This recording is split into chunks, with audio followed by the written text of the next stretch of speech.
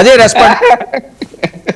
వర్మ గారు ఇక్కడ నేను కొన్ని ప్రశ్నలకు సమాధానం చెప్పాలి. యాక్చువల్ గా రాజీవ్ గారు చంద్రబాబు ఒక పాయింట్ సబ్మిట్ చేయనా మీకు, మీరన్నా ఛాన్స్ ఇస్తారు. ఒక చిన్న పాయింట్, నేను ఎక్కువ టైం ఒక పాయింట్ ఇందాక సుజాత గారు ఏం లేదు, పోలీసుల్ని జగన్మోహన్ రెడ్డి గారు నెక్స్ట్ మీ టర్న్ వస్తుంది కదా, టైం వేస్ట్, టైం తక్కువ ఉంది, మీరు టర్న్ వచ్చినప్పుడు చెప్పండి.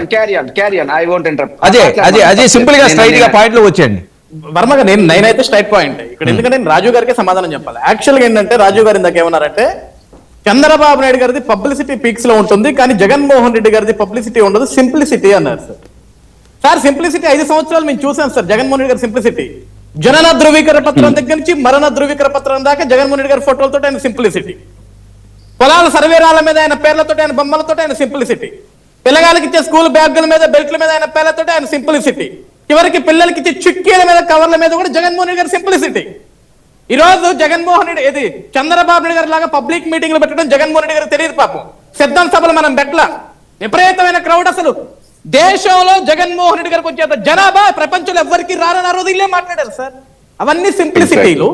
ఈ రోజు మేమేమి భారీ భారీ కటౌట్లు కట్టట్లా, భారీ భారీ యుద్ధాలు చేయట్లా. మేము ప్రజల దగ్గరికి వెళ్తున్నాం, ప్రజల మమేకం అవుతున్నాం. నిన్న కూడా కానిస్టేబుల్కి ఇచ్చిన దాంట్లో వాళ్ళతోటి ఆనందాన్ని వ్యక్తపరుచుకుంటున్నాము. అంతేగాని అవన్నీ పబ్లిసిటీ స్టంట్లు కాదు సార్, అవన్నీ పబ్లిసిటీ స్టంట్లు కాదు.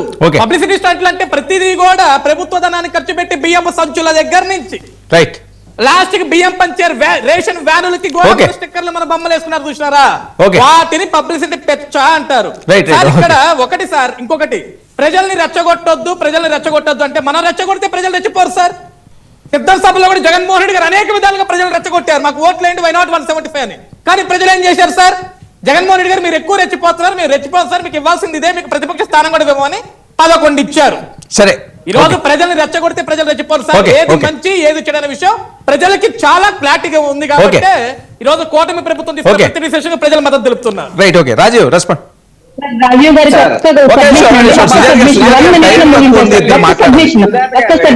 మీరు ప్రైవేటైజేషన్ హాస్పిటల్స్ గురించి పీపీపీ విధానం గురించి విమర్శిస్తున్నారు. మరి కృష్ణపట్నం పోర్టు జగన్మోహన్ రెడ్డి గారు ఇప్పుడు దాని టైం లేదు కదా, మళ్ళీ దాని గురించి అయితే అంత సమయం లేదు.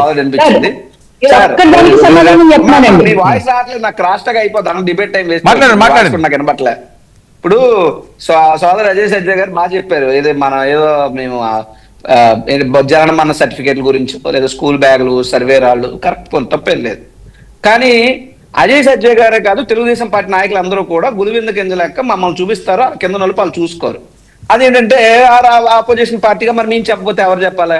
ఓ రకంగా మీకు మేము కనువిప్పు కలిగించాలి, మీరు మాకు మేము మీకు కనువిప్పు కలిగించాలా. మరుగుదొడ్లకు పసుపు రంగులు, వాటర్ ట్యాంకులకు పసుపు రంగులు, శ్మశానాలకు పసుపు రంగులు, ఆఖరికి అప్పడాల మీద కూడా వేసుకున్నారండి మీ అధికారంలో మీరు ఉన్నప్పుడు.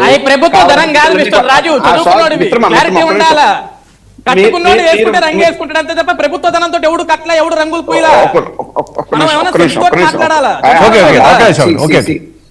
మీరు మాట్లాడినప్పుడు నేను మౌనంగా ఉన్నాను కదా, మీరు ముందు కూడా మీరు చాలా మౌనంగా ఉన్నారు.